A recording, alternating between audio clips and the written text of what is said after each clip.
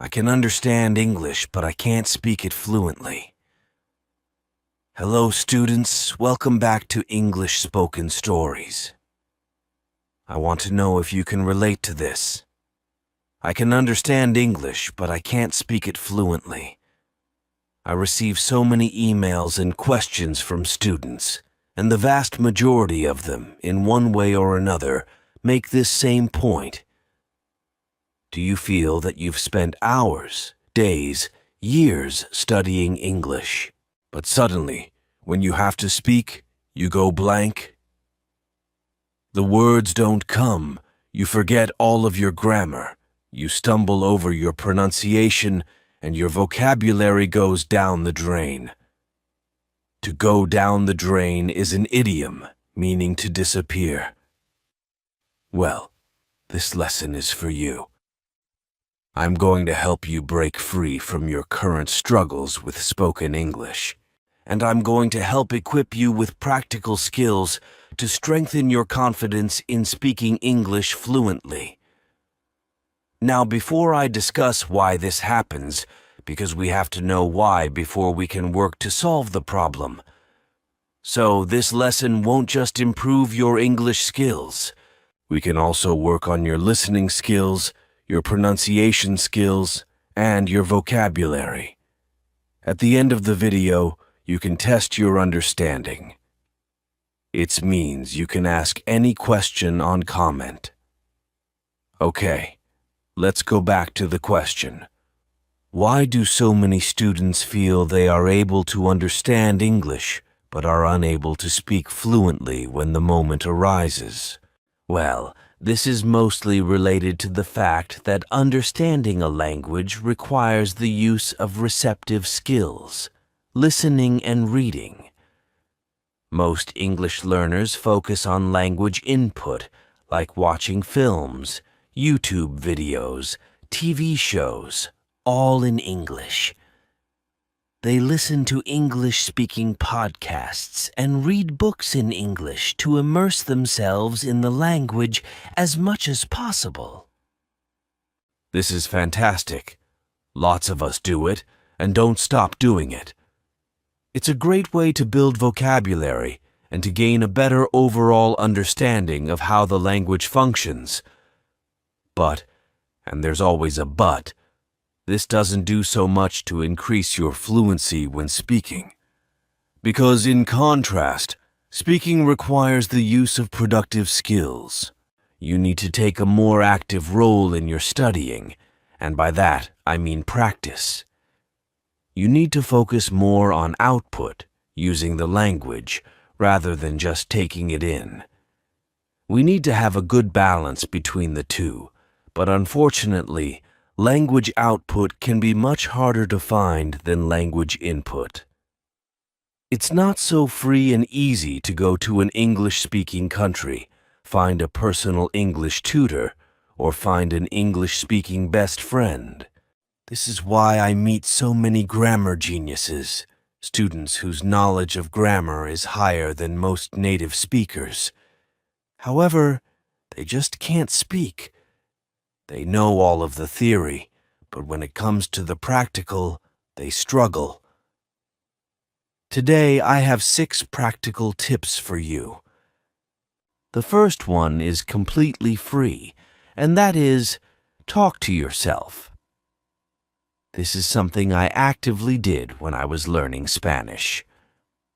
One of the simplest things you can do to increase your output is to talk to yourself.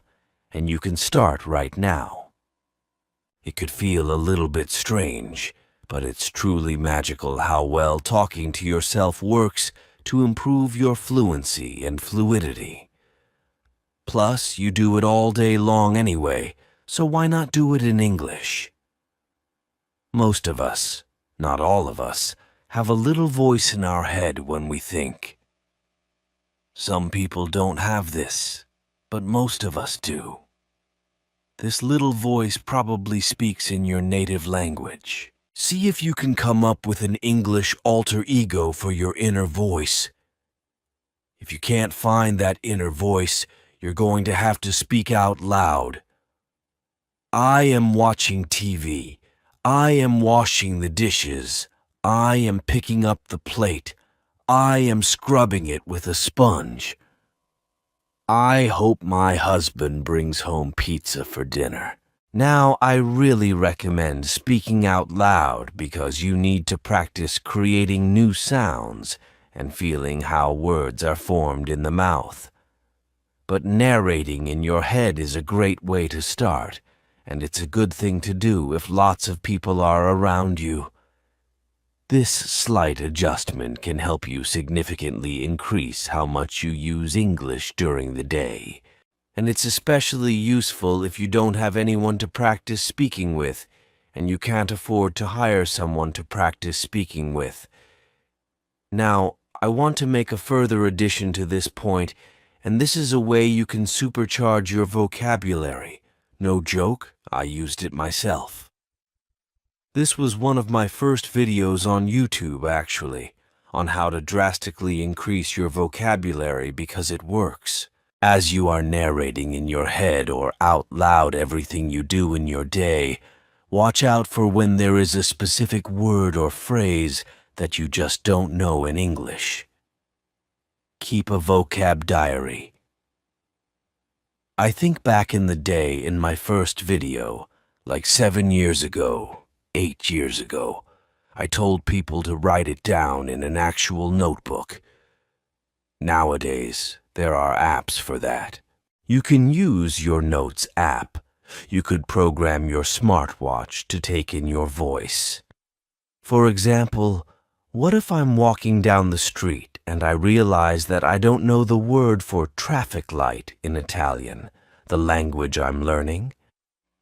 I would do something like this because I love using my smartphone. First, I would ask Siri to write it in my notes. Hey Siri, write traffic light in my notes. Easy as that. Then I'll ask it to set a reminder at 6 p.m. for me to go through my new vocabulary. Hey Siri, set a reminder at 6 p.m. tonight to translate and review my new vocabulary. Okay, I've added it. Beautiful. So tonight at 6 p.m., when I've got home, I'll get a reminder to go through the new vocabulary I've added today. I haven't had to type a single thing. It's been such low effort. But I know that every day I'll be expanding my vocabulary with the words around me that I'm actively noticing that I do not know in English, or whichever language you're learning. After that, you need to practice using these in sentences out loud. Okay, that's my free, super accessible way of increasing your English output. Now let's move on to tip number 2. Talk to a tutor. But this one is incredibly important.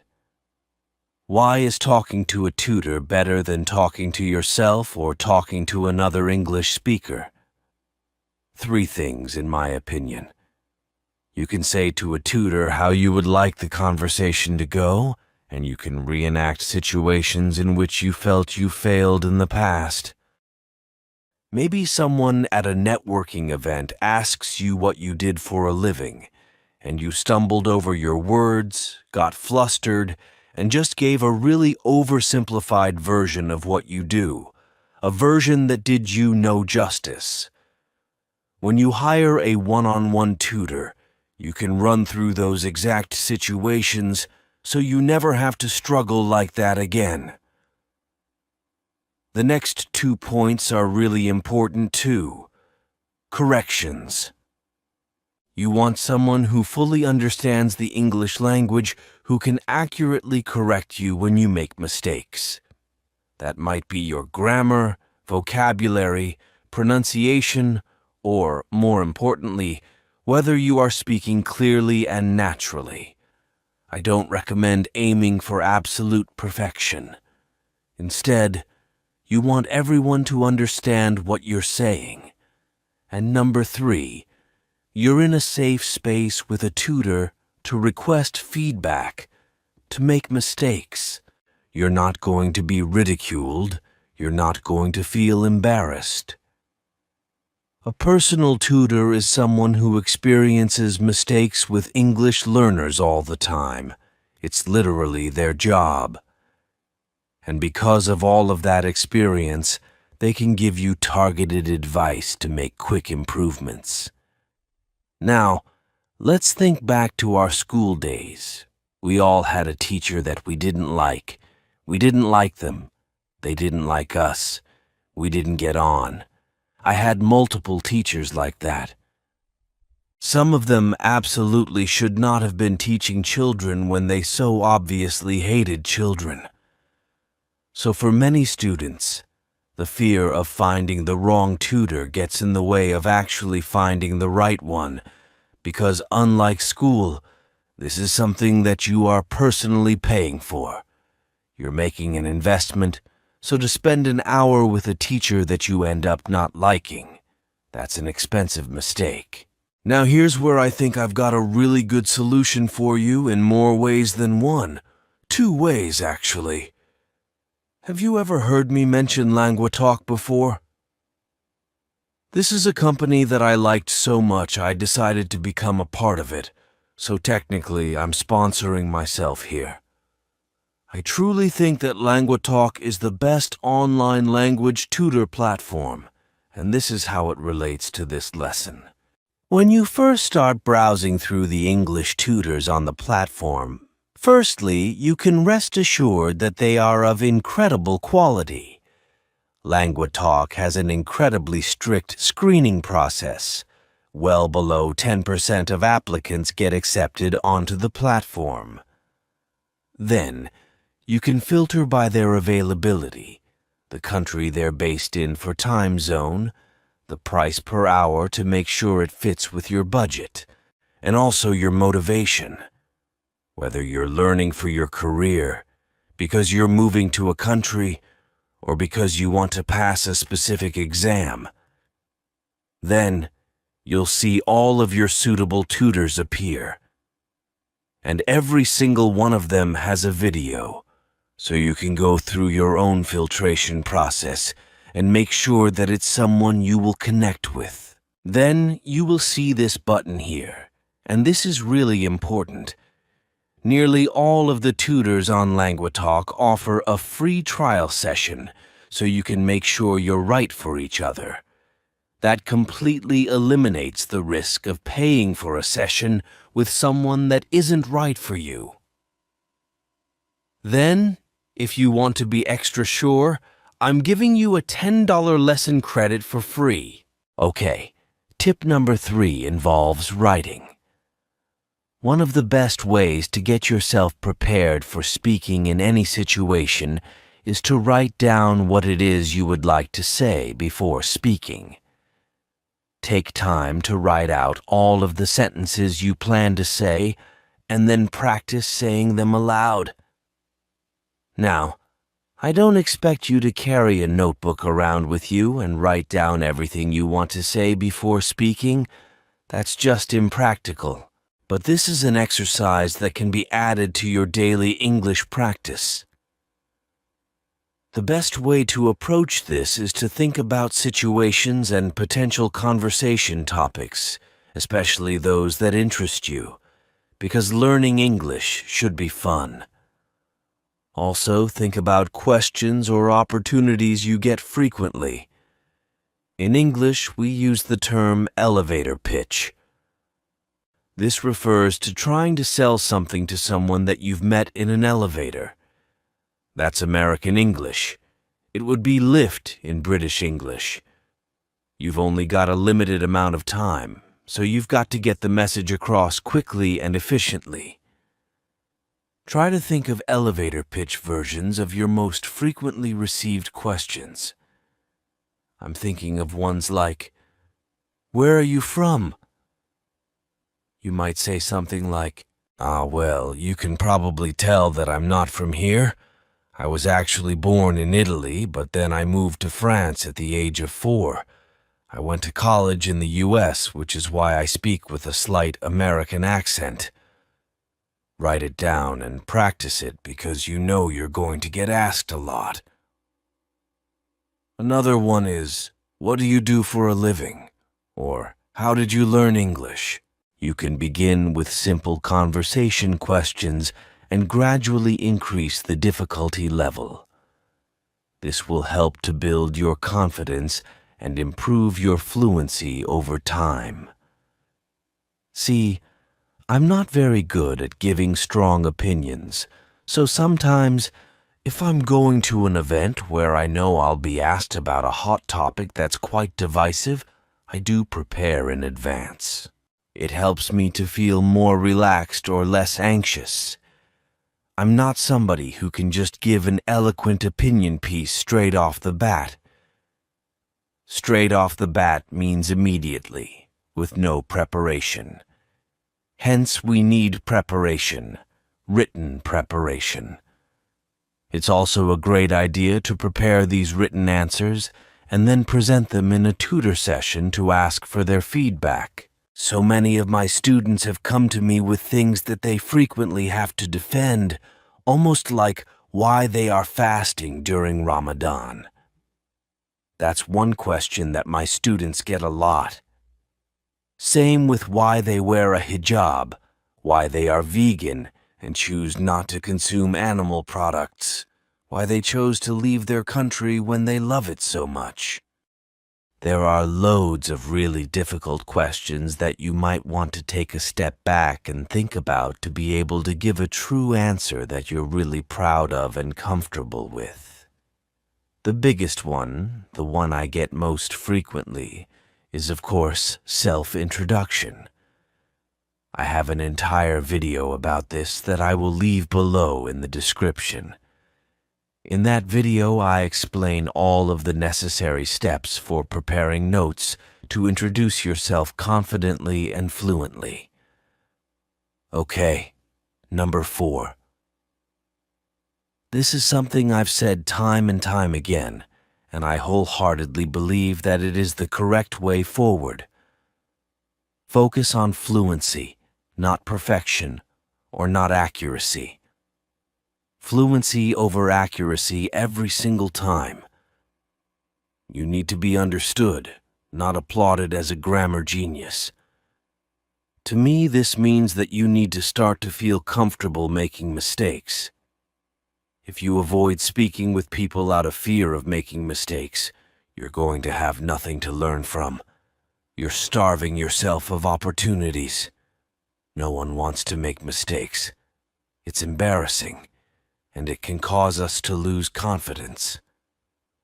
Learning and speaking in another language is a very personal, sensitive topic.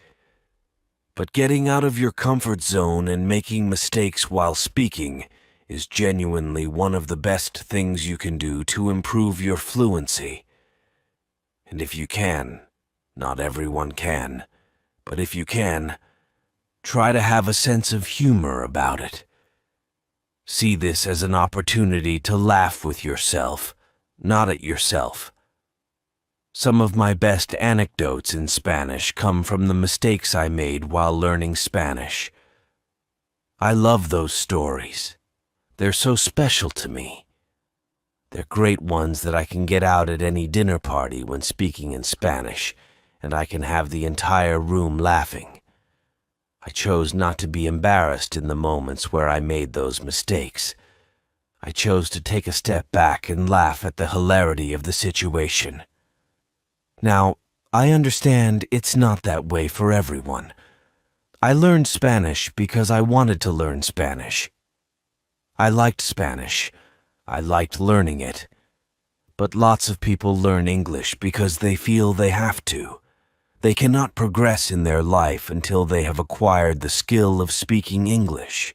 So, I understand how it's a bit harder to laugh at yourself when you don't even want to be learning the language in the first place. So, at the very least, see it as an excellent learning opportunity.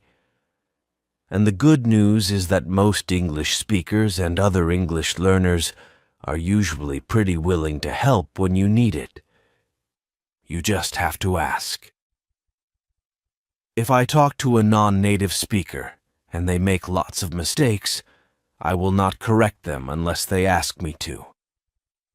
So, if you do want those corrections, you can say, "By the way, if I make a mistake, you can let me know." And then, to go back to point 1, I really suggest that you keep a notebook or your smartphone ready to take notes whenever you receive a correction or just after you receive the correction so that you can review the information later.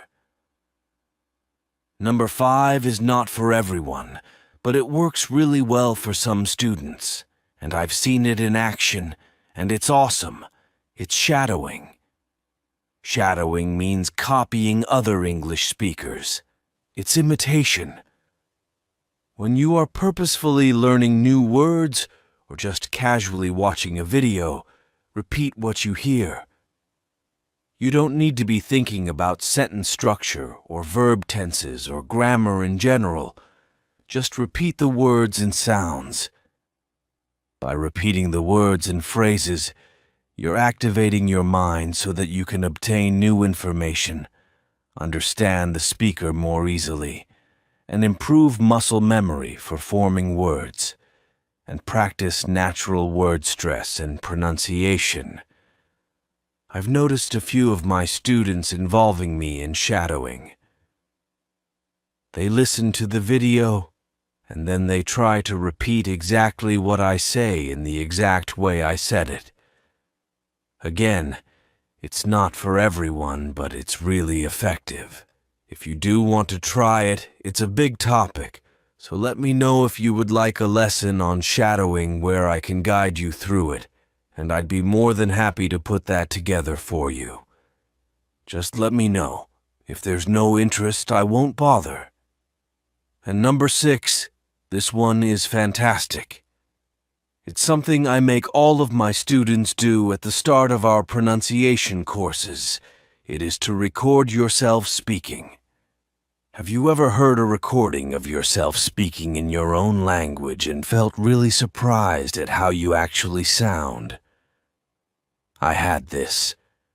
Used to make radio shows when I was a child, recording onto tapes, so vintage, and then CDs. Yeah, CDs after, and I was amazed at how different my voice sounded. I always thought I sounded much posher than I felt, and this disassociation with your own voice and the way you sound is really important when learning another language. I felt so embarrassed and I cringed a lot at how formal and so British I sounded. But now I feel really confident. I know exactly what I'm going to sound like. It's no surprise to me. I also sometimes review my videos and think, I was speaking a bit quickly there, or I was speaking far too quietly, or I mispronounced this word without realizing it. I really think it's important for you to record yourself so that, at the very least, you start to become comfortable with how you sound. Then you can also start noticing things that you can improve on. Additionally, it's a fantastic benchmark because where you are now is hopefully going to be the worst you'll ever be. Your English will only get better as you study more and more. Hopefully, in a year's time, you can play the recording that you'll surely take after this lesson and think, "Oh my word, bless me, I was trying so hard, but I've improved so much since then." In my pronunciation program, we invite the students to read a text featuring the majority of the sounds in English and the features we teach in the program. They record. They can post it in the group, or they can keep it privately, and then they record again at the end of the 12-week program to notice the difference. This is so important because sometimes you improve without realizing it. So this is my little challenge to you, and it includes point 3, actually, which involves writing down your frequently asked questions. Choose a frequently asked question, probably your self-introduction or what you do for a living. Record yourself reading it. Save it somewhere where you know you'll be able to access it again, and then set yourself a reminder for 1 year from today. In 1 year's time, I'd like you to record that same text again and see how much you've improved. Then, will you promise me one thing? You will come back to this video in 1 year's time and let me know whether you noticed a difference. Okay, that is it for today's video. That was a long one. You can use it for your listening practice. Very important for testing if you've truly retained what you've learned. I will see you soon for another lesson.